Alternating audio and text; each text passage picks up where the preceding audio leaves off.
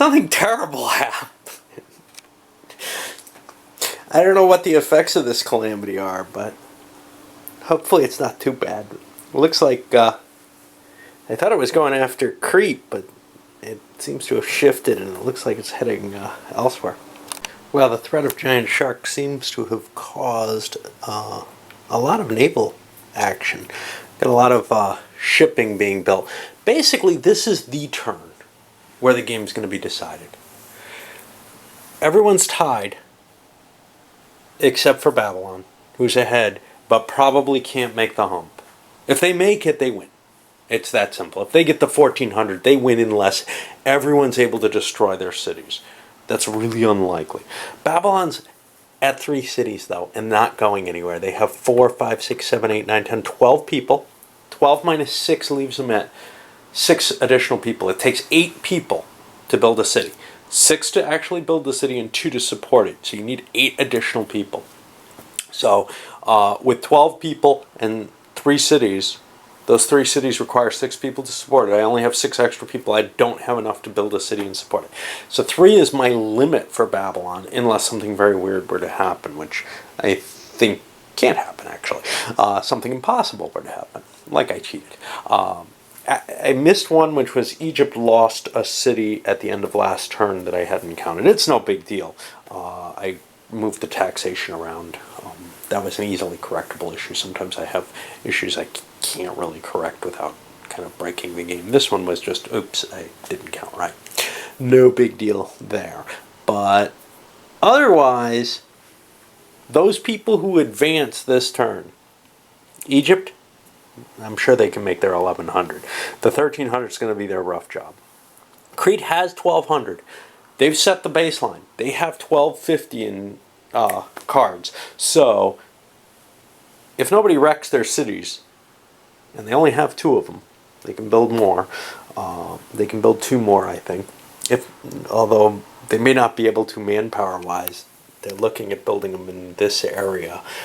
They can build one here and here, I think, assuming nobody interferes.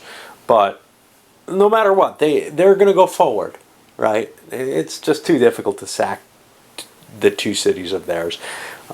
Africa's got enough men they could gather up with sailing and, sack one of those cities, or maybe someone else could sack another one. But that's just not going to happen. It's run for your own victory here. It's not like they're running away with the game. They've set a baseline. Thrace is over the limit. Are they a lot over? No. But they'll probably make their edges, just like Egypt will. Italy and Africa, they got to do it now. They've got to push through, and it's especially bad because the 1,000 isn't what they got to hit. They've got to hit these numbers just like the other people do. Who's it going to be tough for? Syria's going to have a hard time. They haven't passed their limit yet. And even once they do squeak past it, 3, 6, 7, 8, they've got to get 2 cards basically to make that 1,400 possible, reasonable, whatever.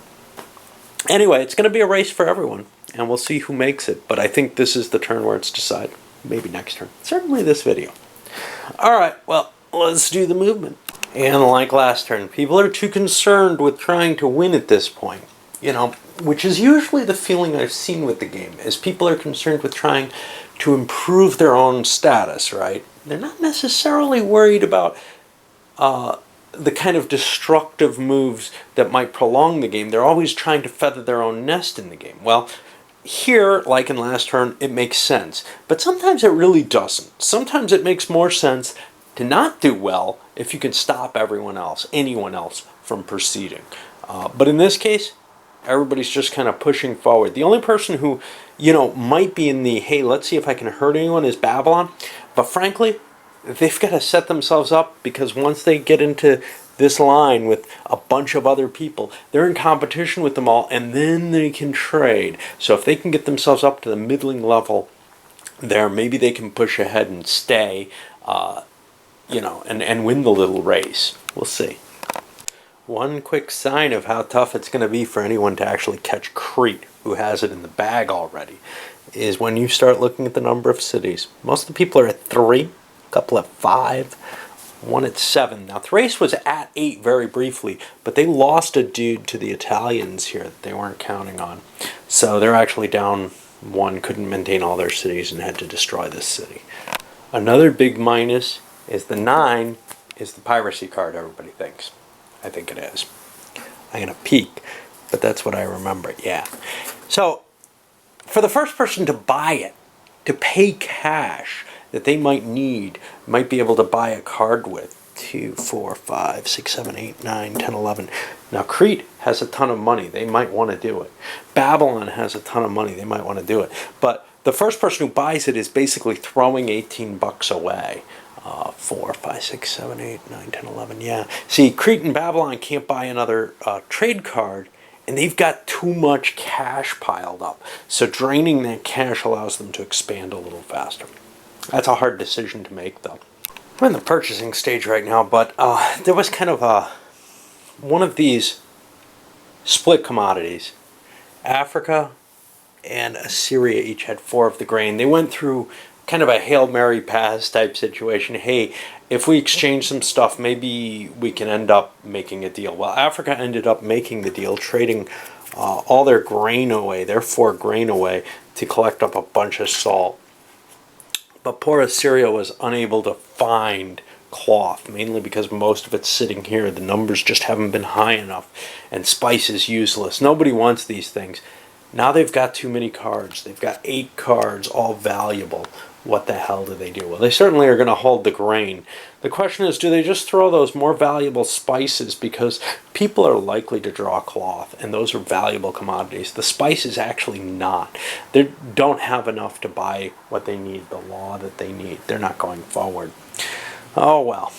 Well, without famine, which is sitting on the top of a big pile right now, there weren't a lot of calamities that came out. Civil disorder got dealt to the Italians, but it didn't really hurt them.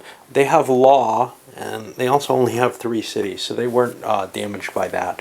The only thing that did happen was there was an earthquake which hit the Babylonians. They placed here, let me make sure they don't, yeah. And they chose not to hit the Thracian city that they could have hit. Why? Well, could cause some goodwill. Could mean that there's a trade, but it also means there's going to be more trade cards available. Overall, that's kind of good, and it'll interfere less with them.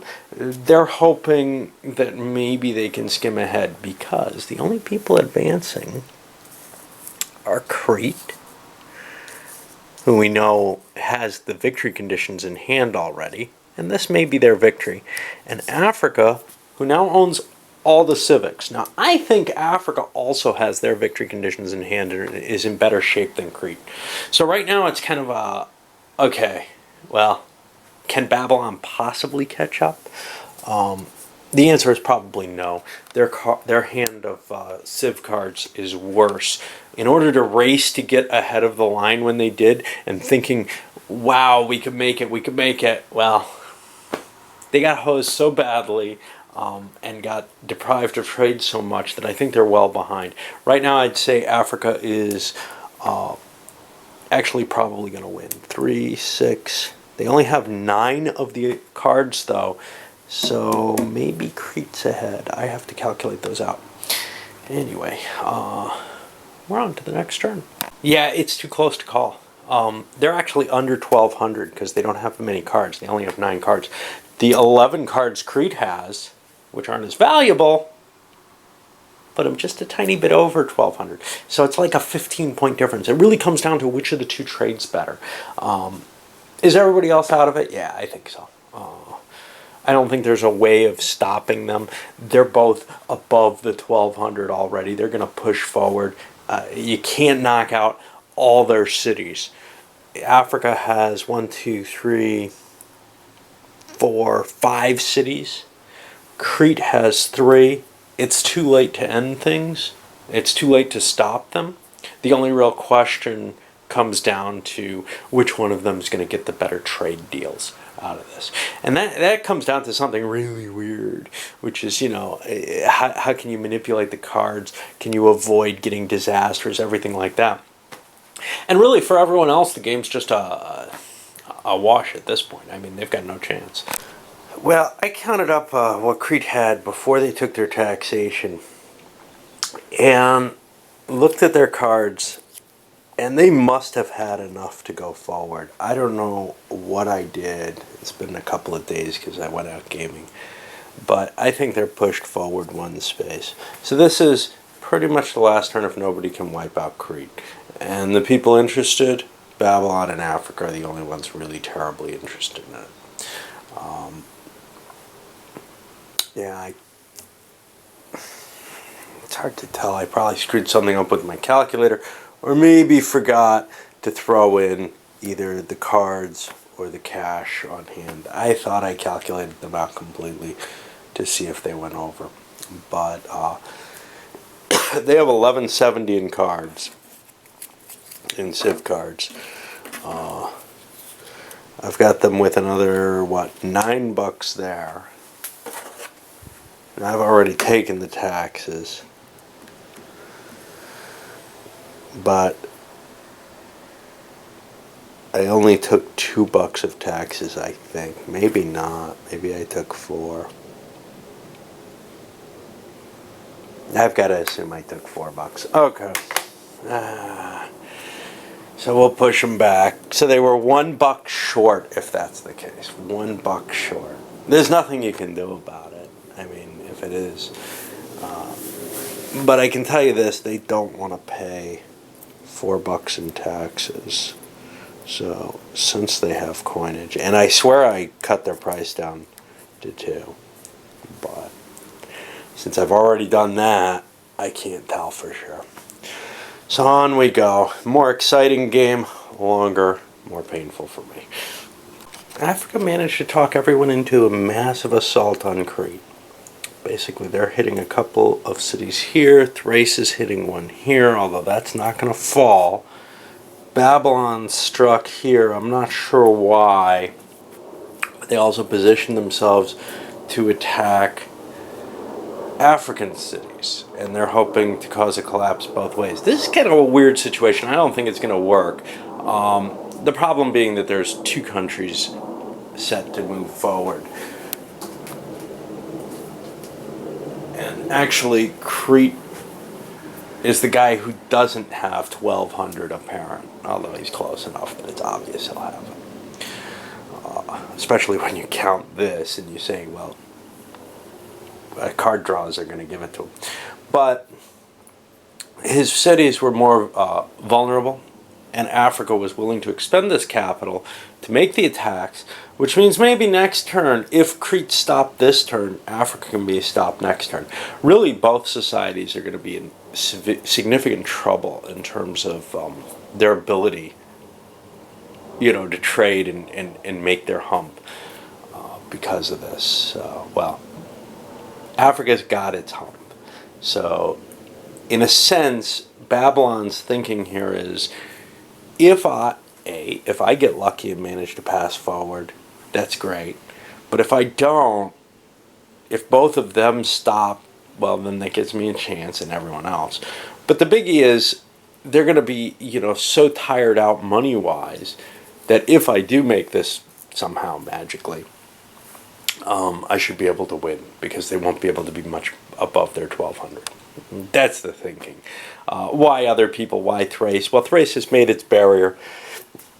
And in some sense, knocking someone else behind is about as best as they can do anyway. Although they probably wouldn't take such a kingmaker type move if not for the, hey, maybe we can do something and take Africa out by concerted effort as well if we get Crete out. But I don't think they're even going to get Crete.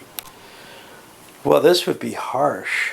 If Crete wasn't being attacked here, this city would surrender because they have no stock whatsoever. That's kind of weird situation that can happen now. Conflict happens first, but I don't know if there's any ordering on the conflicts. And I'll have to look that up and come back with it. So let's take a little step here in the Cretan conflict. They had the right to demand that every other conflict be resolved before the cities are. The battle here where the Thracians, and I think they failed to get the siege 1, 2, 3, 4, 5, 6, 7. They failed to get enough people to siege it. Remember, you need 8 when there's engineering. Because Crete threw some extra troops in. But anyhow, what ended up happening was Crete managed to get together 6 guys so they can defend their cities. Otherwise, these would have surrendered, and they had a fight here, a fight here, a fight here. If people, if they weren't involved in those fights, those 2 cities would have just automatically become African cities instead. In the expanded trade sets, one of the corollaries to it is if you capture someone's city that way, capture, not just destroy, I think, I'm not absolutely sure. That's only in the general magazine that covered these rules. You end up stealing a trade card from them, which is kind of a cool little aspect to make it a little bit more military. Usually with the expanded trade cards, the game doesn't take this kind of military action, though. Okay, everything's resolved. It's time to hand out the trade cards. Knocking someone completely out is, like I said, really difficult. Italy didn't even join in. Crete was able to defend this city. So they've got 2 cities left. Now, they got hurt really badly, though. And for this, they're kind of trying to appeal to everyone else. Look, you just all helped Africa win the game. We should hammer Africa next turn. I'm not sure how appealing that argument is. But anyway, Crete was aware that this action was happening, and they actually built as many cities as they did this turn. More than they could have supported, knowing that a number of the cities were going to be attacked, and they just had to maintain a city to place in second place. I think the game is Africa's just because of the diplomatic deal that they came to there. And I think it was mainly theirs anyhow. They had the advantage in cities. They could have perhaps taken a different action and tried to expand into territories like here and maybe build a city there. They had enough boating capability purchased that they could really strike anywhere and build a city. But anyway, you can see where the cards fall out. Thrace at 7, Assyria at 6. Everyone else still down in the doldrums.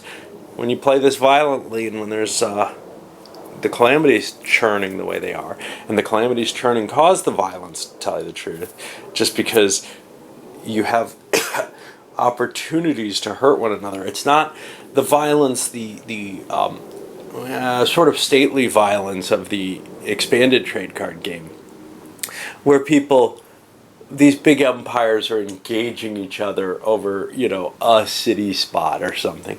Here it's really the kind of violence to try to knock someone out for a while, throw them back.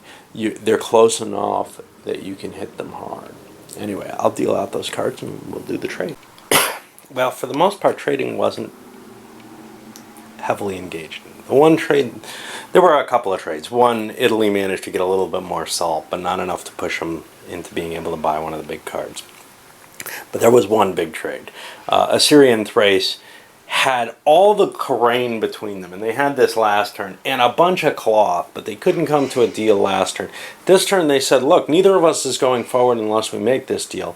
So Assyria got all the grain, which allowed them to buy law and philosophy, putting them in a pretty good shape, actually, almost tied with Thrace, but they still have that big democracy card. On the other hand, Thrace managed to fill out their dance card with democracy, which I think, there's nothing else they can buy, so it doesn't really matter.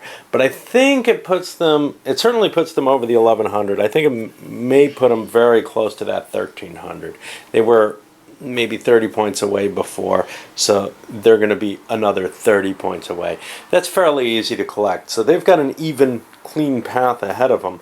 There's just a few players ahead of them, two of which are going forward no matter what. So there's kind of no point to this, but in a real game it would be happening. People would still trade and try to push their position forward. In some sense, we could almost just call this and try to figure out what Crete and Africa would get and where they are at this point. But It is actually tenser than most games are. I don't see games usually coming down to a line like this, unless it's the line of nobody stop, nobody stop, nobody stop. Look, Assyria and Thrace are both doing very well. Which one's going to win? Well, we don't know. Here, though, I think we could probably call it on Africa's favor. We'll see. Alright, got a couple of disasters to do, and I'll come back very briefly after them. Mighty Famine strikes again, and it is so potent in this version. The original. Well, almost took Crete down. They're down to one city. 3 people. That's it. And remember, they were at like their original 2 or 4 people not long ago. Well, they're back down there again in that very wrecked era. Africa hit by it as well, but on their bright side for them, it put them well below the Civil War limits. They're at 3 cities. Babylon was the 3rd one that got hit with it, and they're knocked down to 2 cities and kind of weakened. Again, it looks like Africa's going to cruise in here, but down to 3 cities. Assyria's got a pile. Not quite enough to reach. Not quite enough to destroy it. That's the problem. They didn't set themselves up to destroy that city. Italy's set up so they could destroy this one. This one has to be done by sea. That one's pretty much invulnerable unless a disaster comes up. So the chances of this ending are good. Anyway, let's see who goes forward. Egypt still unable to push forward. Babylon unable to push forward. Assyria broke their 1,000. Crete's over 1,200. Thrace is over 1,100. Italy didn't go anywhere, and Africa's over. So that's where we have it. Only 2 powers now in the lead there. And that's what we were predicting. Poor Egypt, just stymied by the lack of trade, by the low values of the cities, preventing anything from really getting shaken out, and that includes their own. They've got a decent hand in this game. They just haven't been able to turn it. Italy's got some of the salt. It's really hard to budge people when there's only one commodity of each type. Drags the game out, yes. I think it makes it more interesting too. All right, up it goes.